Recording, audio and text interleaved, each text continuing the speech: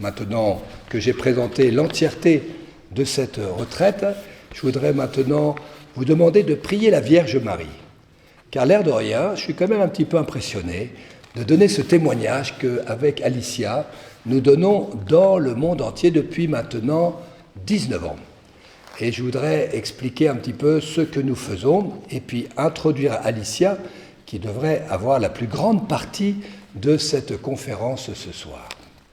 Et j'ai eu plusieurs missions en Belgique, je les passe, mais quand même, comme on est en Belgique, j'étais à Saint-Pierre à Uccle, j'ai été après 3 ans à Rome, je suis revenu 4 ans à Namur pour le discernement de vocation dans une maison de la communauté de l'Emmanuel à Namur, puis après je suis reparti pendant 13 ans dans le diocèse d'Autun, et là j'ai été recteur des sanctuaires de Paray-le-Monial. Deuxième question, qui n'a jamais entendu parler de Paray-le-Monial?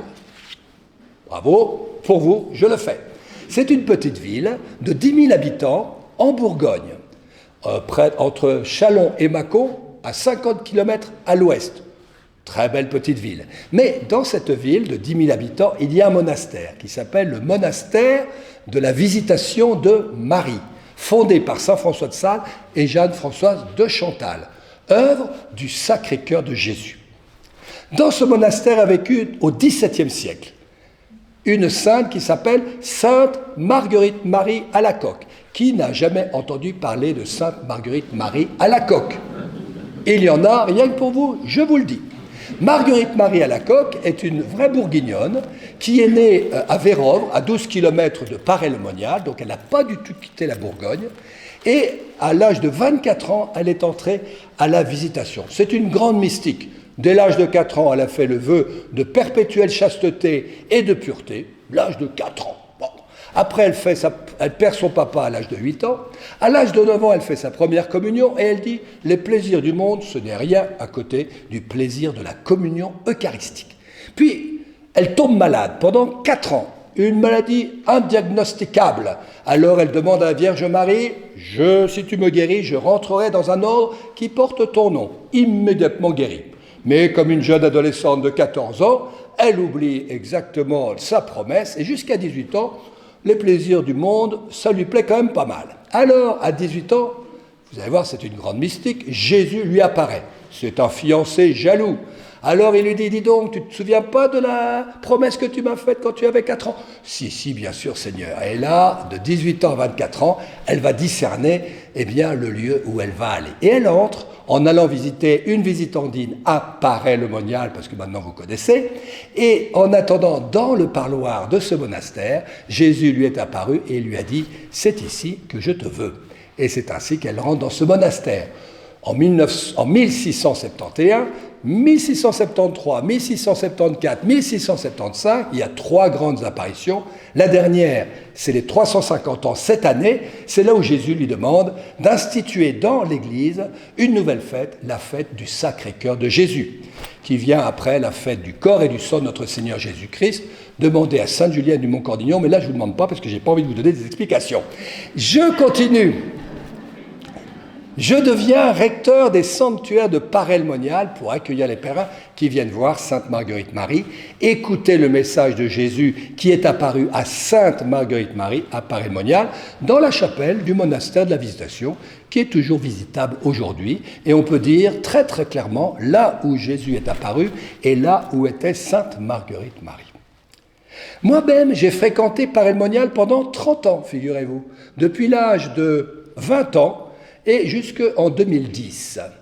Et pendant 30 ans, alors plutôt, on va dire pendant 20 ans, mais si quand même, pendant 30 ans, on peut dire que chaque fois que je voulais m'approcher du Sacré-Cœur de Jésus, on me disait, c'est vieillot, c'est ringard, c'est dépassé. Donc j'avais ça dans la tête. Et je ne sais pas pourquoi, mais si, c'est la providence de Dieu, une grande surprise, je suis nommé recteur des sanctuaires de Paray-le-Monial. Je vous donne tout de suite la définition d'un recteur, c'est le responsable du pèlerinage et il doit accueillir les pèlerins et leur expliquer le message qu'il y a à Paray-le-Monial. Et là, comme j'avais toujours entendu qu'il fallait réactualiser ce message, le rendre accessible pour les jeunes, j'ai voulu changer, 1, les images du Sacré-Cœur de Jésus, et on va vous en donner une, et puis 2, changer le vocabulaire. Je vous rassure, je n'ai rien changé, grâce à Dieu. c'est Jésus qui a changé mon cœur.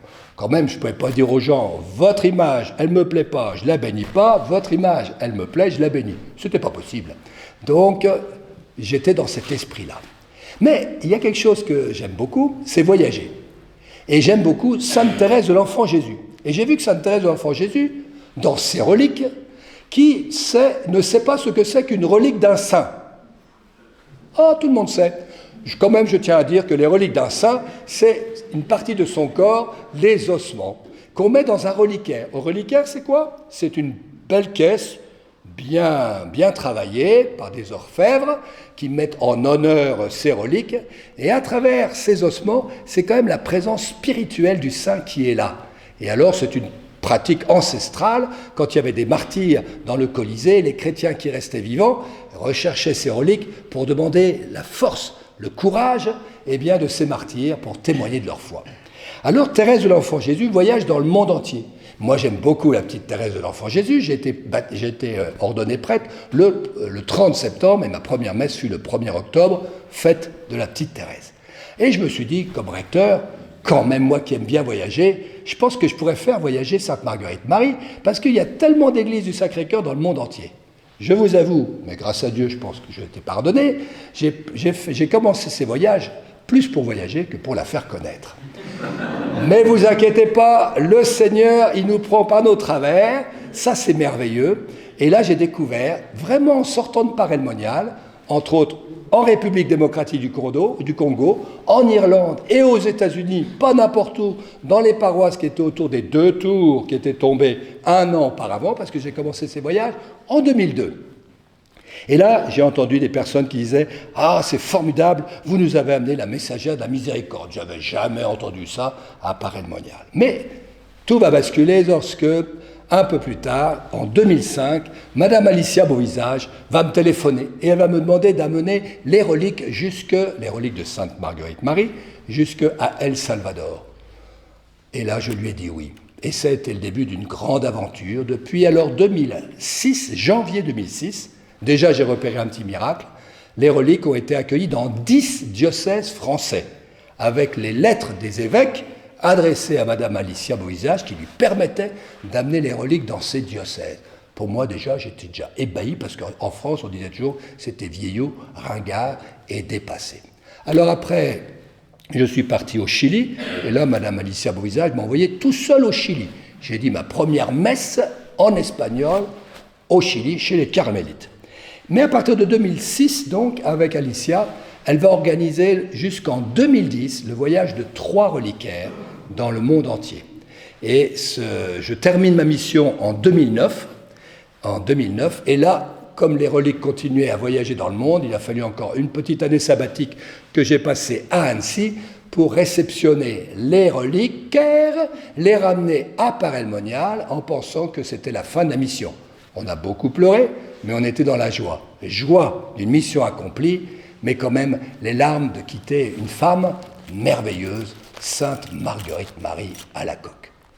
Et là, c'est la surprise, parce qu'une religieuse va appeler Alicia, va dire « Est-ce que vous ne pourriez pas venir à Reggio Calabria ?» Et elle a répondu « Mais on n'a plus les reliques. » Qui vous parle des reliques, Alicia? Nous, on veut entendre votre témoignage. Et c'est ainsi qu'on est allé à Reggio Calabria, témoigner de ce que le Sacré-Cœur de Jésus fait à travers les reliques de Sainte Marguerite Marie. Mais là, on y est allé sans les reliques, mais la surprise était incroyable. La sœur avait organisé le voyage elle-même de faire venir les reliques jusqu'à Reggio Calabria, rien que pour cette soirée là-bas. Et depuis ce moment-là, depuis 2010, on va dire 11, janvier 2011, jusqu'à maintenant, mon évêque, qui était à l'époque Monseigneur André Léonard, qui a très bien compris cette mission que nous faisions, d'ailleurs il a été efficace tout de suite, le 1er juillet 2011, il a consacré le diocèse de Malines-Bruxelles au Sacré-Cœur de Jésus. Il y avait plus de 50 prêtres du diocèse qui étaient présents à la basilique du Sacré-Cœur à Kuckelberg. Puis après, c'était Monseigneur de Kessel, et actuellement, c'est Monseigneur Luc Terlinden. Et on continue, lorsqu'un évêque a besoin d'une lettre de créance pour que nous ne soyons pas des prêtres girouettes qui s'envoient eux-mêmes. Non, nous sommes toujours envoyés par un évêque pour aller témoigner de ce que fait le Sacré-Cœur de Jésus. Écoutez bien, parce que si le témoignage d'Alicia a changé mon cœur. Je pense que le Seigneur fait beaucoup pour nous ce soir. Merci de votre attention.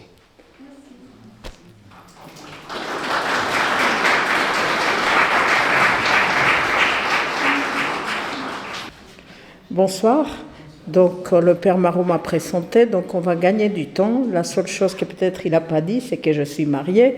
J'ai une fille de 31 ans. Et voilà, quelle est mon histoire? Elle est toute simple, mon histoire. Tout ce qui touche le cœur de Jésus est très simple. Donc mon histoire commence, voilà, tout simplement parce que dans tout le village où je suis née, il y avait un grand cadre du cœur de Jésus, dans toutes les maisons. Donc pour moi, toute petite, il est important, il protège ma famille, il est le roi de la maison. À l'âge de 8 ans, malheureusement, j'allais vivre une expérience, mais en même temps très forte, de voir qui était le cœur de Jésus, parce que mon papa a été assassiné. Et quand il y a quelque chose comme ça, en 24 heures, tout l'équilibre d'une famille est perdu. Et donc, comme ma mère s'est retrouvée sans rien, avec 3 filles, donc elle s'est dit, mais comment je vais m'en sortir? Donc elle était très angoissée. Mais qu'est-ce qu'elle a décidé? Elle a décidé de prier une neuvaine au cœur de Jésus. J'ai vu ma maman, elle est très inquiète. Elle prie le cœur de Jésus, ma maman s'en sort. Donc pour moi, toute petite, si on a un grave problème, on prie le cœur de Jésus et tout va bien. À l'âge de 16 ans, ma mère décide de m'envoyer en France pour apprendre le français. Ensuite, je devais aller en Angleterre pour apprendre l'anglais. Je ne voulais pas venir parce que je venais toute seule, je ne parlais pas la langue, etc. Mais par obéissance, évidemment, que je suis arrivée à Paris. Et là, surprise, je suis tombée amoureuse de Paris et je me suis dit, d'ici, je ne partirai jamais. Mais je ne savais pas qui était l'intéressé que je ne parte pas. Donc, qu'est-ce qui va se passer? J'ai habité dans une famille française et quand je commence à parler en français, je commence à parler comme en espagnol au Salvador, c'est-à-dire qu'on parle beaucoup des dieux. Donc, par exemple, tu vas aller en vacances? Oh, si Dieu le veut, je vais y aller. Telle chose, grâce à Dieu, etc. Et donc, évidemment, je commence à parler comme ça en français. Et la dame où j'habitais, très surprise, elle me dit, écoutez Alicia, si vous voulez vous intégrer en France, il ne faut pas parler des dieux en société parce qu'il faut respecter ceux qui ne croient pas. Moi, toute jeune, j'ai dit, excusez-moi, et je me suis tue. Mais au bout de quelques semaines, j'ai dit, mais il y a un truc qui ne va pas là.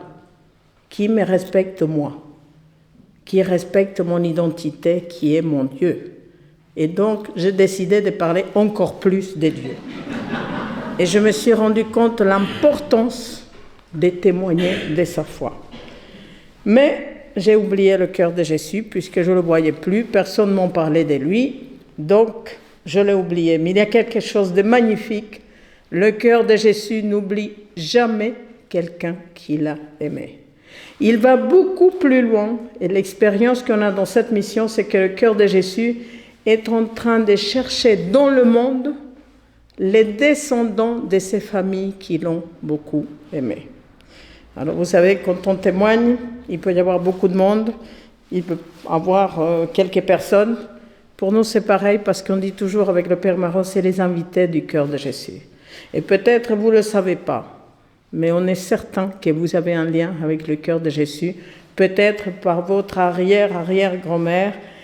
Et je pense que nos familles qui ont aimé beaucoup le cœur de Jésus, ils ont reçu tant de grâces. Ils l'ont tellement aimé que Jésus ne s'arrête pas là. Il continue à nous donner ses grâces. Donc, comment il fait le cœur de Jésus pour me récupérer? J'étais dans ma paroisse à Paris. On vient demander des personnes pour accueillir des pèlerins à la basilique du Sacré-Cœur à Montmartre. J'ai dit oui. Je suis allée. J'ai reçu une petite formation d'une demi-heure. Et là, j'étais bouleversée parce que j'ai compris à quel point le cœur de Jésus avait été toujours présent dans ma vie. Donc, on me propose de venir adorer. Je commence à aller adorer. Et quand j'allais adorer, bien sûr, maintenant c'est très connu, l'heure sainte, etc. Pour moi, je savais que Jésus était présent dans l'Eucharistie. Mais qu'est-ce que je vais lui dire? Et alors, qu'est-ce que j'ai fait? Je lui ai commencé à raconter ma vie. Et j'étais bouleversée de voir à quel point ma vie et je vous le dis pour vous aussi, parce que parfois on a l'impression que Dieu ne nous écoute pas. Quand on parle au cœur de Jésus, il est très attentif à tout ce que l'on vit.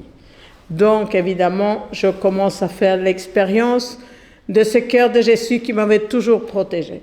Des temps des choses que j'aurais pu ou risquer, des dangers où j'aurais pu tomber, etc.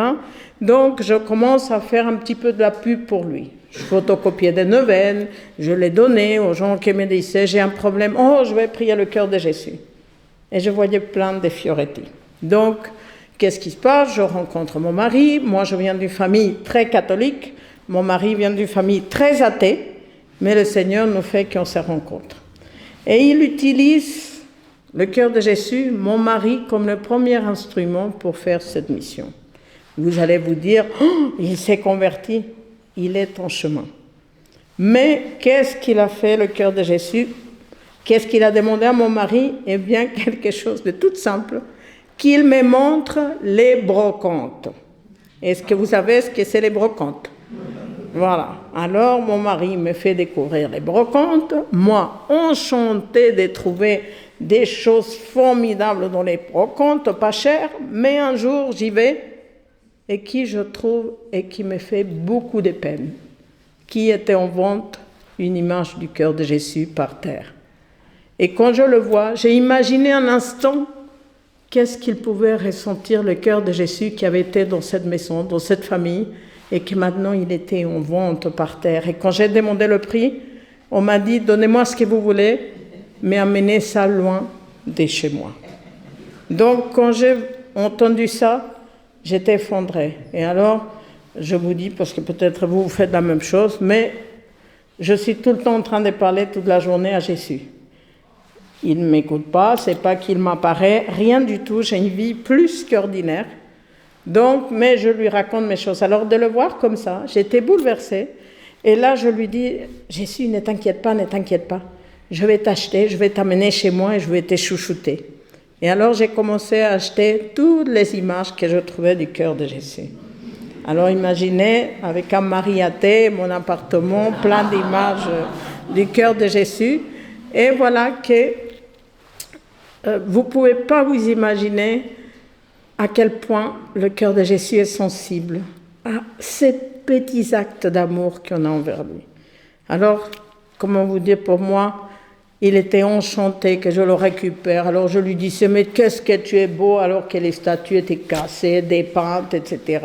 Je lui mettais des fleurs, je lui disais que je l'aimais pour ceux qui ne l'aimaient plus. Et voilà que le pape Jean-Paul II meurt le 2 avril 2005. Pour moi, c'était un deuxième papa qui mourait parce que j'aimais beaucoup cette force qu'il nous donnait aux jeunes. N'ayez pas peur, allez, foncez, témoignez de votre foi. Donc, quand il meurt, j'étais très triste. Et alors, le lendemain, le 3 avril 2005, le lendemain de sa mort, dimanche de la miséricorde de cette année-là, voilà que mon mari, dès qu'il se réveille, il voulait aller dans une brocante. Et moi, je ne voulais pas y aller parce qu'évidemment, qu'est-ce qu'il voulait? J'étais triste. Il insiste et j'y vais.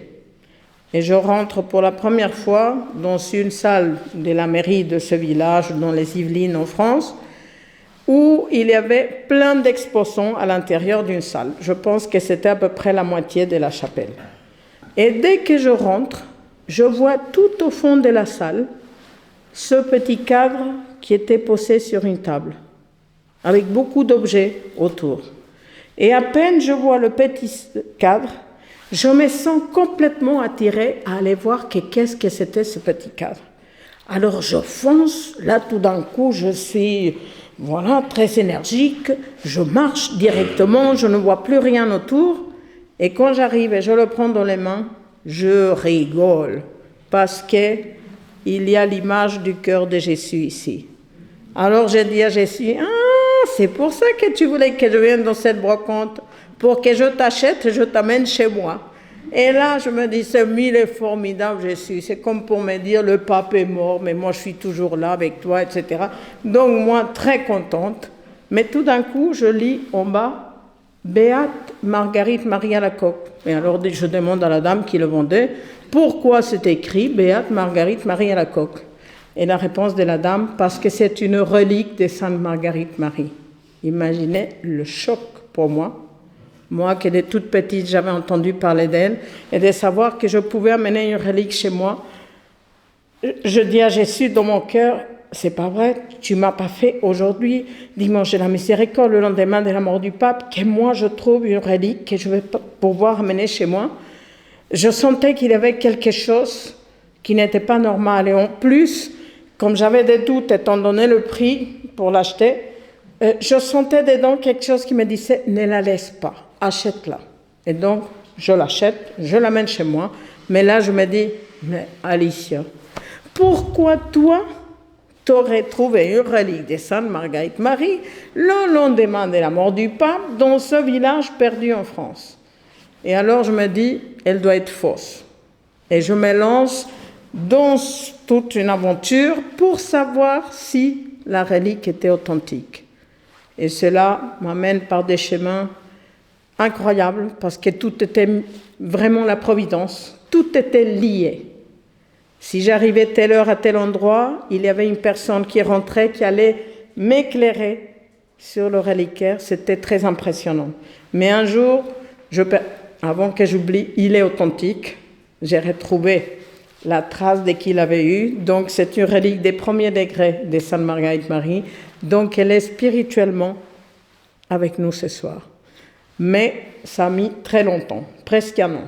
Mais entre-temps, un jour, je retourne la relique et je vois des sceaux rouges ici et je lis Monastère de la Visitation des Parelmoniales. Ah, je me suis dit, là, il y a ma réponse. Ils doivent avoir des archives. Je téléphone, ma sœur, avez-vous des archives de reliquaires? Ah non, on n'a pas. Oh là là, mais c'est pas vrai, je ne saurai jamais s'il est authentique ou pas. Et voilà que la sœur commence à me parler du cœur de Jésus. Et là, bien sûr, moi, enchantée, alors blablabla, blablabla, jusqu'à qu'à un moment, elle me dit, mais vous êtes d'où? Je dis, je suis d'El Salvador. Ah, elle me dit, vous savez quelle est relique de Sainte Marguerite Marie, celle dont vous parlez, le Père Marot, qu'il avait préparé pour quel voyage, sont allés une semaine en Argentine. Quand elle dit ça, je pense que si elle m'avait dit au Japon, ça ne m'aurait pas touché. Mais là, elle dit le continent de mon pays, même si c'est très loin. Et là, je sens quelque chose et je lui dis, ma sœur, est-ce que moi je pourrais amener les reliques à El Salvador? Ce n'était pas normal du tout parce que contrairement à beaucoup de latino-américaines qui habitent en France ou à l'étranger, tout le monde retourne au Salvador tous les ans. Moi, 2 fois en 30 ans. Donc, ce n'était pas une logique, je l'amène dans le prochain voyage. Et là, elle me dit, écoutez, je pense qu'il n'y a pas de problème, il faut parler avec le Père Marot, c'est lui le responsable. Qu'à cela ne tienne, j'essaye de la voir, c'était très compliqué, mais je l'ai au mois de juin, mois du Sacré-Cœur, et il me dit, mais oui madame, vous pouvez amener les reliques, mais il faut remplir 3 conditions. Ah oui, lesquelles? Là, j'avais peur, et il me dit, il me faut une lettre de votre évêque, qui invite Sainte Marguerite Marie au Salvador, il faut que vous payiez le voyage et il faut qu'il y ait 2 accompagnateurs. Oh, j'ai dit, mais c'est facile. Mais ce n'était pas facile, comment je trouvais la lettre de l'évêque au Salvador, etc. Mais moi, c'est facile. Je raccroche avec le Père Marot, j'appelle ma mère au Salvador, est-ce que tu peux me trouver le téléphone de l'archevêque? J'appelle l'archevêque, j'aimerais parler avec Monseigneur Sáenz, de la part de qui? Quel titre je vais me donner pour impressionner l'évêque? Eh bien, je n'avais pas de titre. Donc, de la part d'Alicia, eh bien, on me le passe. Monseigneur, voulez-vous recevoir les reliques au Salvador de Sainte Marguerite Marie? Oui. Et là, je dis à Jésus, l'évêque a dit oui, mais comment je vais payer? Et alors, j'y pense à une amie très riche, salvadorienne, mariée avec un Français, mais c'était pas... L'important, ce n'est pas la richesse financière qu'elle avait, c'était la richesse des cœurs qu'avait cette dame, Anna Maria de Laennec. Dès qu'elle arrivait à Paris, malgré ses amis très prestigieux, la première qu'elle appelait, c'était moi, pour que je lui raconte toutes mes petites histoires avec le Sacré-Cœur. Donc imaginez, quand je lui raconte, le cœur de Jésus veut que Sainte Marguerite Marie vienne au Salvador, je paye tout, amène-la. Donc, ça commence. Qu'est-ce que je commence à penser? Pour ceux qui ne connaissent pas mon pays, un pays, guerre civile 10 ans, une violence inhumaine, beaucoup de souffrances, et moi je me dis, si Sainte Marguerite Marie va au Salvador, il faut qu'elle aille dans tous les diocèses. Si Sainte Marguerite Marie va au Salvador, il faut que le Salvador se consacre au cœur de Jésus. Il faut que les Salvadoriens se consacrent au cœur de Jésus. Qu'est-ce que cela veut dire? Simplement se consacrer au cœur de Jésus. Jésus, donne-moi ta main, amène-moi dans ton cœur, je te donne ma vie. Donc pour moi, si les Salvadoriens se consacrent au Sacré-Cœur, si El Salvador, Jésus, dans son cœur, va tout changer, les cœurs des Salvadoriens. Donc je commence à m'imaginer ça. Je passe par un prêtre pour dire ça à l'évêque, parce qu'il y a eu un malentendu, donc après il ne voulait rien savoir avec moi. Mais Jésus m'envoie un prêtre qui aimait Sainte Marguerite Marie, que je ne connaissais pas, et ce prêtre était un ami de l'évêque. Et donc tous les demandes, je le faisais à ces prêtres, ils transmettaient à l'archevêque, et tout s'est fait. Donc mon pays a été consacré au Sacré-Cœur. Sainte Marguerite Marie est allée partout, et j'ai vu les merveilles, parce que quand on est allé au Salvador, le Père Marron n'était exceptionnellement pas là, mais il y avait une députée qui voulait amener les reliques de Sainte Marguerite Marie à l'Assemblée nationale. Moi, quand j'ai entendu ça, je me suis dit, qui va transformer les cœurs des politiques? Qui vont transformer El Salvador? Le cœur de Jésus. Et donc, je rencontre la députée. Madame, est-ce que vous pouvez me rendre un service? Oui, qu'est-ce que vous voulez? Pouvez-vous parler avec le président de l'Assemblée nationale et dites-lui que le cœur de Jésus lui demande la consécration de l'Assemblée nationale à son Sacré-Cœur. Et si je peux témoigner devant tous les députés, je suis une personne extrêmement simple. C'était en 2006, la mission commençait.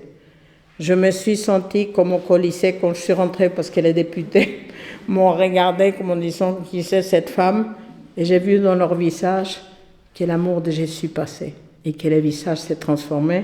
L'Assemblée nationale a été consacrée au Sacré-Cœur par le président. Donc, qui je suis? Oui, j'ai étudié la civilisation française à la Sorbonne, mais j'ai le bac, c'est tout. Et je suis extrêmement simple. Comment vous voulez que moi, je demande une consécration nationale avec tous les députés de tous les partis debout, en train d'être consacrés au cœur de Jésus. Chaque fois que quelqu'un se consacre au cœur de Jésus, il y a une grâce. C'est même pas une grâce, il y a beaucoup de grâces. Et je me demandais quelle est la grâce qu'a reçue El Salvador avec cette consécration. Jusqu'à maintenant, depuis 2006, malgré les différents partis politiques, jamais El Salvador a voté une loi qui aille contre Dieu. Donc, forte de cette expérience, mais toujours dans une grande simplicité, parce que pour moi, mon seul objectif, que le cœur de Jésus soit content, que le cœur de Jésus soit aimé, que les gens découvrent l'amour du cœur de Jésus, parce qu'en découvrant l'amour du cœur de Jésus, ils vont découvrir un trésor, que ni la politique, ni la guerre, ni quoi que ce soit, enlèvera de la personne.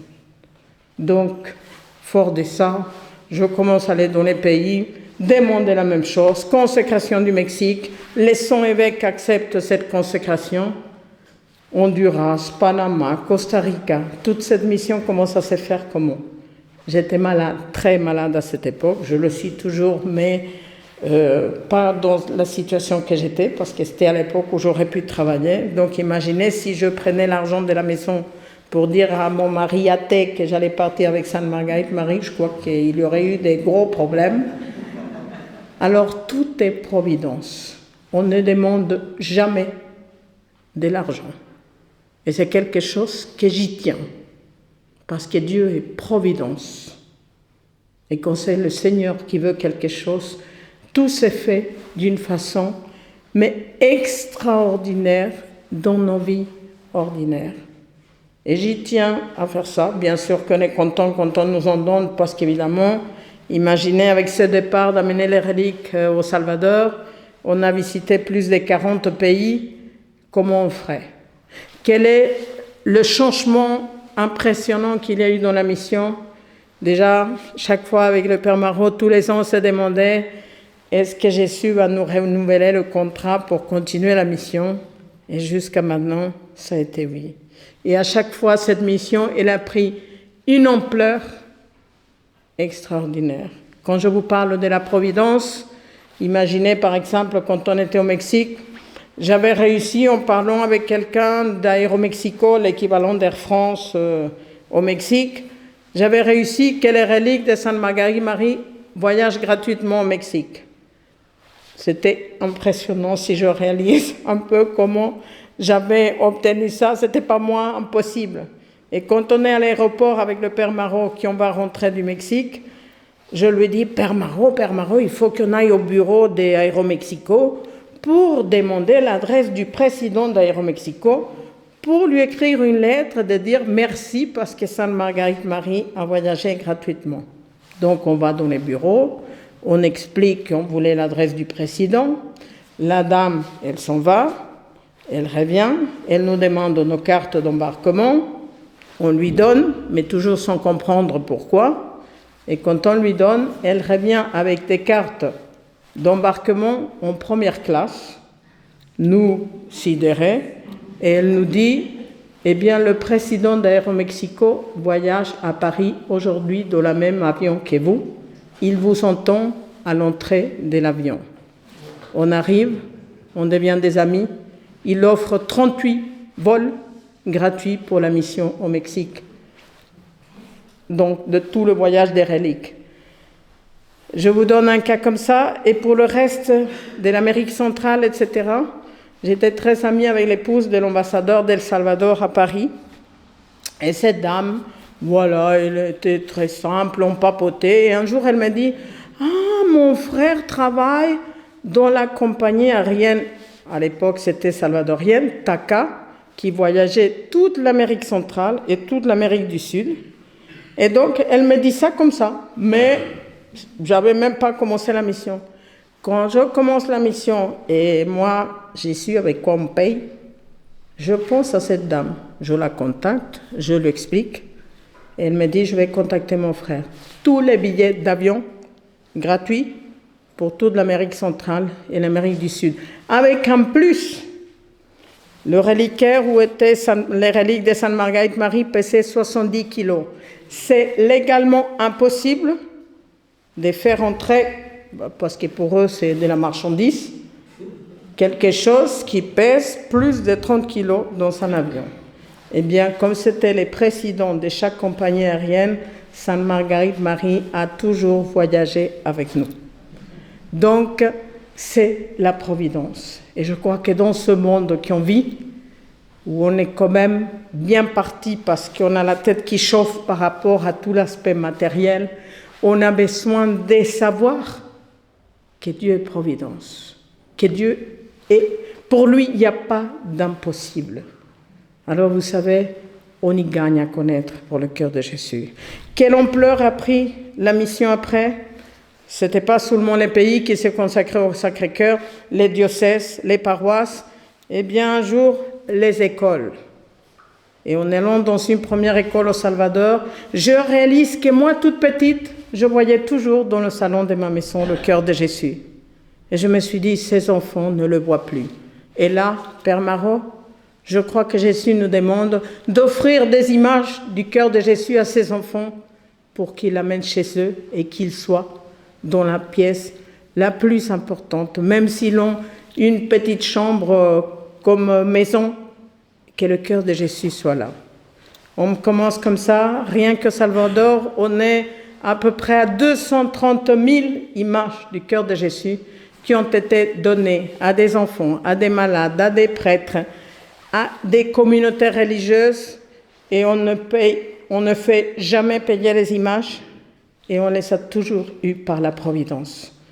Donc si vous voulez, bien sûr que Jésus ne vous invite pas ce soir à partir en voyage avec Sainte Marguerite Marie, mais il vous invite à quelque chose de très fort. Quand on parle du cœur de Jésus, évidemment qu'on parle de l'espérance. Parce que qui d'entre nous, et moi la première, que j'ai eu des amis, même si j'étais toute simple, comme personne, mais qui a eu des amis importants qui vous aident dans telle démarche, dans telle autre, je n'ai jamais rencontré quelqu'un si important que le cœur de Jésus et qui a transformé ma vie.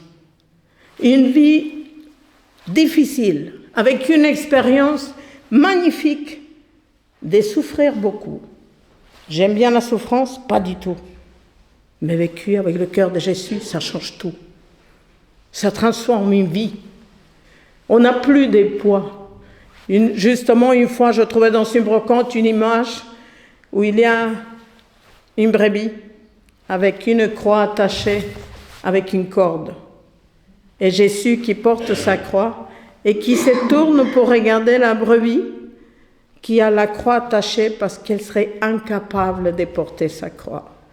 Et je me suis dit, ça c'est moi. Ça c'est le cœur de Jésus. Ça c'est l'amour de Jésus qui me fait que cette croix que je suis incapable de porter. Et Dieu sait si nous tous, on a des croix, et parfois très lourdes dans la vie, et que Jésus a la bonté de nous les attacher avec des cordes, parce que sinon on ne tiendrait pas. Mais avec son regard, avec son amour, évidemment que nos vies changent, se transforment. Et pour moi, parler du cœur de Jésus, c'est l'espérance. Qu'est-ce qu'il fait le cœur de Jésus?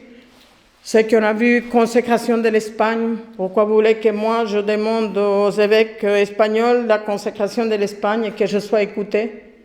Parce qu'il y a eu un congrès mondial du Sacré-Cœur. Il y avait des théologiens, les plus grands évêques de l'Espagne qui étaient réunis.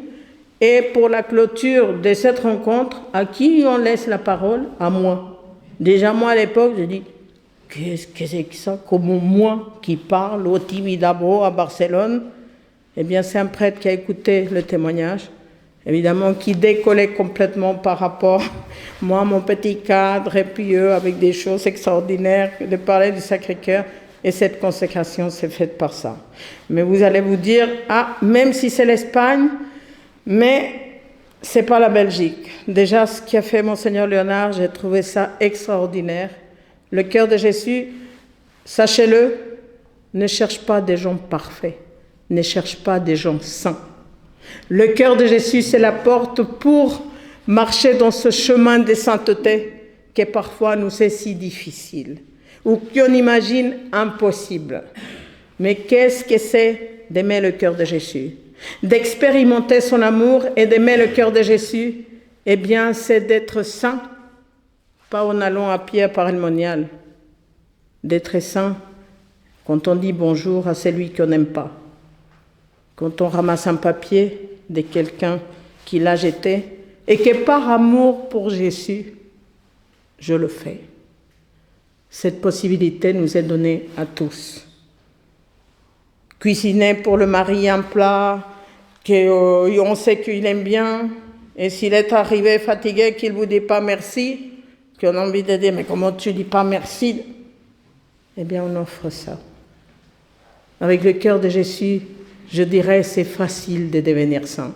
Et qu'est-ce qui se passe quand on commence à être transformé par le cœur de Jésus? Parce que je trouve que pour moi, rencontrer le cœur de Jésus, c'est la rencontre. Très bien, Alicia, tu m'aimes beaucoup.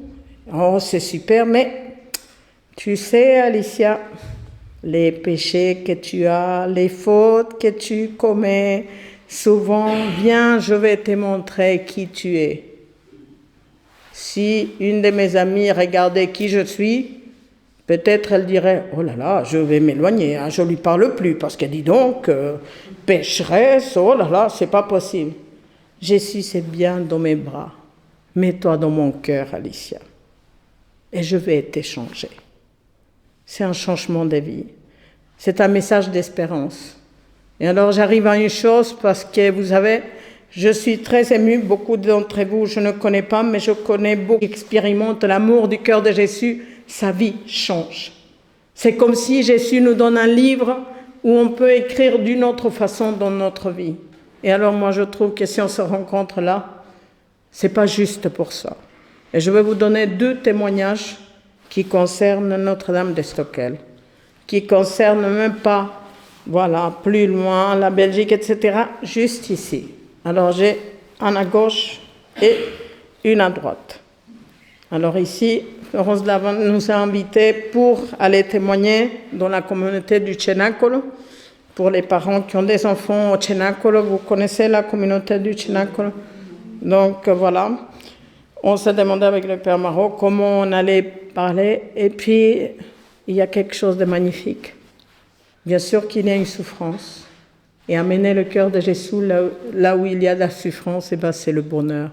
Donc, des grands témoignages, des grandes expériences avec eux qui est dans ce groupe du Cenacolo. Maintenant, il y a au moins 5 missions qui ont été faites par des gens qui étaient très touchés par le témoignage qu'on a donné. C'est un témoignage très simple. C'est quelque chose que le cœur de Jésus vous demande. Ne soyez pas compliqués, soyez simples et vous pouvez faire quelque chose pour moi. À Madrid, et ça ne marchera pas. Et voilà on est invité par le primat d'Espagne, Monseigneur Cerro, dans le diocèse de Tolède, qui c'est un diocèse béni par le cœur de Jésus. Tous les prêtres sont amoureux du cœur de Jésus. Et donc, on est invité pour témoigner pendant les journées diocésaines. Et donc, figurez-vous que moi, avec tous mes mots, et j'aimerais bien que vous vous disiez, vous voyez, parce qu'on a tendance, quand on entend des témoignages comme ça, ça lui arrive à elle, Alicia. Non, c'est lui qui aime le cœur de Jésus, va expérimenter un Dieu présent 24 heures sur 24 à côté de vous. Vous pourriez lui confier vos peines, vos soucis, que mes enfants ne croient plus, et bien consacrez-les au cœur de Jésus et vous verrez ce que le cœur de Jésus fera. Il est tout puissant. Donc, voilà qu'une dame gastroentérologue qui savait que j'étais malade m'a consulté par téléphone, une Espagnole, et c'était une grâce pour moi du cœur de Jésus de me soulager par cette dame. Et voilà qu'en allant à Toledo, je me suis dit, je veux passer à Madrid pour la rencontrer. Et cette dame me dit, je serais ravie de te rencontrer, mais moi j'aimerais bien vous amener dans une communauté qui prie beaucoup pour votre mission. On y va. Le Père Marron, non, je ne peux pas, j'ai des choses à faire à Notre-Dame-de-Stockholm. Bon, et Père, on ne pourrait pas y aller à une autre date? Une autre date, oui d'accord, tel jour. Et alors j'y pense à cette dame, Maria Luisa, qui m'avait appelé pour la mission à Madrid. Je l'appelle, et elle me répond, mais avec toute tranquillité, écoutez, je vais appeler le prêtre ce soir. J'ai dit, encore. Le lendemain, réponse. Mission dans 5 paroisses. Mission dans 2 communautés religieuses où il y a énormément de jeunes. Mission dans 5 sanctuaires où il y a Notre-Dame de la Tuile, ça s'appelle en Espagne. Que de grâce, que de grâce. La dernière mission au Salvador, ça c'était au mois de janvier. La mission s'est construite en même pas une semaine, en 3 jours. Donc, si quelqu'un parmi vous entend ce soir et qui s'est dit « Moi, j'aimerais bien aider le cœur de Jésus à régner », bien sûr que le plus important, c'est dans nos cœurs. Mais je vais essayer. Alors, si vous connaissez un prêtre, vous ne voulez pas recevoir le Père Marron et Alicia. Si vous connaissez quelqu'un, je ne sais pas dans quel pays, on est allé en Philippines, on est allé au Qatar, on est allé aux États-Unis, en Amérique latine, il nous manque que 2 pays de toute l'Amérique latine, en Europe, la Lituanie, etc. Donc, faites-moi plaisir. Faites plaisir à Jésus. Dites-lui ce soir que vous allez lui faire confiance. Il y a une prière qui est extrêmement forte et très simple. Sacré-Cœur de Jésus, j'ai confiance en vous. Ça change une vie. Dieu existe. Malgré ce que le monde veut nous faire croire que Dieu n'a plus de place dans nos vies, c'est faux. Et justement, quand on rencontre le cœur de Jésus, on ne peut pas nous baratiner. Jésus nous éclaire et on marche là où on doit marcher. On veut nous faire croire ceci. Vous savez, quand je vois toutes les offenses qui sont faites à Dieu, rien qu'en Espagne, pour le jour de l'an, il y a une journaliste très connue pour les 12 coups de minuit, que tous les Espagnols regardent cette chaîne de télévision. Elle s'est moquée du Sacré-Cœur en montrant le corps du cœur de Jésus avec une tête de vache. Vous savez, moi, j'ai même pas voulu voir la vidéo parce que j'étais effondrée. Et quand on est allé tout de suite après en Espagne, les paroisses étaient pleine à craquer. Les gens étaient bouleversés, beaucoup de gens pleuraient. Il y a eu énormément de miracles qui se sont passés dans les personnes. Parce qu'on pense qu'un miracle, c'est énorme. Non, un miracle, parfois, c'est que telle personne qui est méchante avec moi arrête de l'être. Jésus peut tout.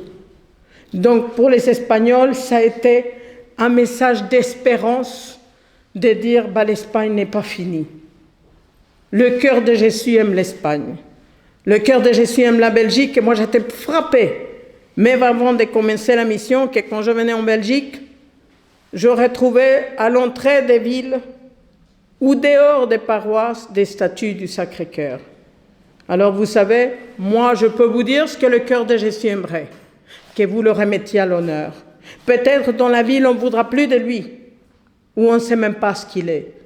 Mais si vous lui donnez une place chez vous, dans votre maison, dans votre cœur, eh bien, ça va commencer à changer tout. Et ce qui vous semble impossible deviendra possible. Et je crois qu'en Belgique, vous avez ni plus ni moins beaucoup de choses officielles qui sont ici. Eh bien, je pense qu'on doit prier pour le monde, quelqu'un qui est tout-puissant, le cœur de Jésus. Alors, n'hésitez pas à en parler au Père Marot. N'hésitez pas, on va vous offrir des images qui peut-être, excusez-nous, mais celui qui devait les livrer aujourd'hui ne les a pas livrées. Donc, grâce à Dieu, j'en ai amené quelques-unes de France, mais on offre des images taille A4. Pourquoi? Parce que le but, c'est que vous le mettiez à l'honneur. Donc, parfois, en France, on m'a dit « Ah, mais on n'est pas en Amérique latine, hein. Il faut mettre des petites images. » Et je dis après, on s'étonne qu'il y ait des gens qui prennent la place. Je dis il serait temps que vous mettiez des grandes images. Alors, il faudrait peut-être qu'il est temps que vous donniez une place à votre Sacré-Cœur. Je pense que Jésus a été gâté en Belgique. Et personnellement, j'aimerais beaucoup que par vous, le cœur de Jésus soit à nouveau honoré, aimé. Vous allez dire, on ne va pas changer la Belgique. Moi, je vais vous dire, on est deux. On a mis le feu dans le monde. Des millions de personnes qui sont revenues au cœur de Jésus, qui ont compris par ces mots simples, parce que je ne peux pas vous donner des mots intelligents, mais par ces mots simples, que Jésus vous aimait. Et à l'homélie, le Père Marot, il a insisté, la gratuité de l'amour du cœur de Jésus. Alors vous savez, qui vous donne des choses gratuitement en ce moment? Il n'y a pas grand monde. Tout le monde, chacun pour soi. Beaucoup de jalousie, de haine, d'envie. Alors, moi je vous dis, allez vers le cœur de Jésus. Et si on se revoit un de ces jours, je pense que vous aurez beaucoup de témoignages à me donner que le cœur de Jésus a changé vos vies. Pour lui, rien n'est impossible. Alors, allez vers le maître de l'impossible pour lui proposer. Ce soir, je ne sais pas si le Père Marot a prévu, mais si on va donner les images, on va voir pour qui on a. Mais pour les personnes qui ne sont pas de Notre-Dame de Sockel, vous lèverez la main parce que vous serez prioritaire pour prendre les images, parce que les personnes de Notre-Dame de Sockel vont les avoir demain. Donc, priorité à ceux qui ne sont pas ici.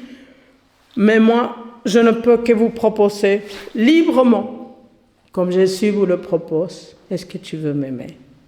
Et si on s'est consacré ce soir devant le Saint-Sacrement, au cœur de Jésus, bien sûr que quand vous lisez la prière, vous dites « Mais pour faire tout ça, mais vous n'êtes pas seul. » Et vous savez, on fait beaucoup de choses compliquées dans nos vies maintenant. Alors pourquoi faire quelque chose compliqué qui nous semble compliqué, mais qui va vous amener à vivre dans une grande simplicité et dans beaucoup de bonheur. Merci beaucoup.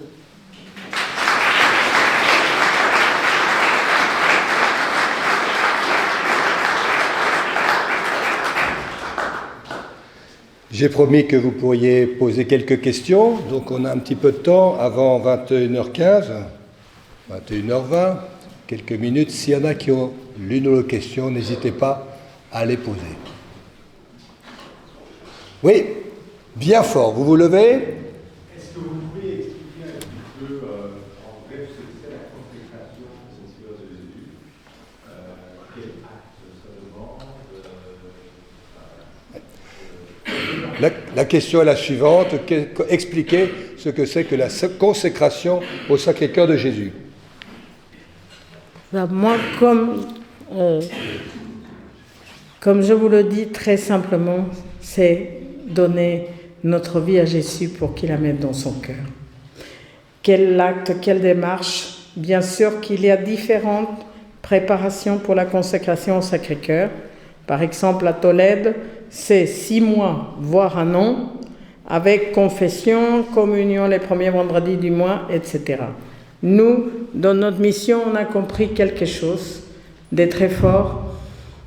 J'aime pas dire ça parce que maintenant, on essaye de nous affoler avec la fin du monde, avec ceci, avec cela, mais c'est comme si il fallait qu'on réponde vite. Donc pour nous, on propose la consécration. Vous allez voir, c'est une prière écrite par Sainte Marguerite Marie. Donc c'est très simple. Et nous, on laisse vraiment toute la chance à Jésus de toucher vos cœurs, de faire que cette consécration devienne quelque chose d'extrêmement fort. Ce n'est pas, je dirais, cette exigence en lettres, parce qu'avant tout, être consacré au cœur de Jésus, ça veut dire recevoir des tonnes d'amour du cœur de Jésus et quelqu'un qui vous aime, il vous aime, c'est vrai qu'il vous exige des choses, mais c'est toujours en comprenant le mal que vous pouvez avoir pour faire aboutir cette consécration. Donc nous, on donne vraiment toute l'opportunité à Jésus. Jésus, ce n'est pas nous qui allons toucher les cœurs, c'est toi. Et je peux vous dire par expérience, on a vu que même des enfants, rien que ce matin, on était avec des enfants de 3 ans, comme vous les voyez dire à Jésus, je t'aime parce qu'il ne peut pas lire la consécration, Jésus, je te donne mon cœur, et vous verrez les visages de ces enfants, l'émotion qu'ils ont, vous ne pouvez que penser que Jésus est là et qu'il écoute. Et je ne peux pas penser différemment pour vous, adultes, que Jésus est là. Et c'est vrai. Il est dans le tabernacle et qu'il écoutera cette prière de consécration. Même parfois, vous savez, il y a des gens qui disent « Oh, le voisin, il a fait » ou « Bon, c'est casse-pied. Bon, je vais faire parce que tout le monde fait. » Mais les grâces, c'est magnifique. Le cœur de Jésus est tout puissant et il agit dans nos vies. Donc, vous allez lire le texte. Il existe plusieurs consécrations qui ont été écrites, par exemple, à Paray-le-Monial. Mais nous, avec le Père Marot, on a été profondément touchés par celle de Sainte Marguerite Marie, parce qu'on retrouve en plus une sainte qui reconnaît ses faiblesses en priant cette consécration, mais qu'elle fait toute confiance au cœur de Jésus, que sa vie va changer, son âme va changer. Donc voilà. Est-ce que j'ai répondu à votre question? Voilà. Et puis je pense, sinon, vous pouvez voir parfois les évêques qui parlent, voilà, avec des mots que je ne pourrais pas vous expliquer, mais juste penser, ce soir, je donne ma vie au cœur de Jésus. Et la consécration, c'est ça. Oui. C'était pas vraiment une question, mais j'avais dans le cœur Anne de Jésus qui a été béatifiée par le pape lors de sa venue. Et Anne de Jésus, une des reproductions qu'il y a, c'est qu'elle donne son cœur à Jésus. Elle donne son cœur à Jésus. Alors j'en profite pour dire que quand j'étais à Paray-le-Monial, je voulais faire un article sur le Sacré-Cœur et les saints. Et le responsable de la revue du sanctuaire m'a dit la revue ne suffira pas, il faut faire une encyclopédie. Parce que la quasi-totalité des saints canonisés jusqu'à maintenant, même par le pape François, d'ailleurs, donc Anne de Jésus, dernièrement, lorsqu'il est venu, eh bien, ce sont des personnes qui sont des grands dévots, c'est-à-dire des grands amoureux du Sacré-Cœur de Jésus. Moi, j'ai fait le calcul, je veux être saint, alors il faut aller au cœur de Jésus. Vraiment, réfléchissez à ça, c'est très très simple. Quand j'étais recteur, au tout début, la première chose que j'ai fait, j'ai rassemblé les gens qui s'étaient consacrés au Sacré-Cœur. J'ai posé 2 questions. La première, comment vous êtes préparés? Et là, Alicia l'a dit, courte préparation, très grande préparation. Quels fruits avez-vous reçus? Tout le monde a donné des témoignages magnifiques de cette consécration. Alors je témoigne comme ça devant une assemblée à la basilique de Paray-le-Monial et je leur raconte exactement ce que je viens de vous dire. Une femme au premier rang me dit « Mon père, Moi, depuis que je me suis consacré, je n'ai reçu que tuile sur tuile. Oui, qu'est-ce que je vais lui répondre? Et finalement, je lui ai dit, Madame, je pense que votre témoignage n'est pas complet. Et elle me dit, oui, monsieur mon père, vous avez raison, au milieu des tuiles, Jésus était là. Et c'est ça qui est très important, c'est la présence providentielle. Parce que la providence, on croit toujours que la providence est là quand il nous donne de l'argent ou il nous donne les moyens. Non, ça n'a rien à voir.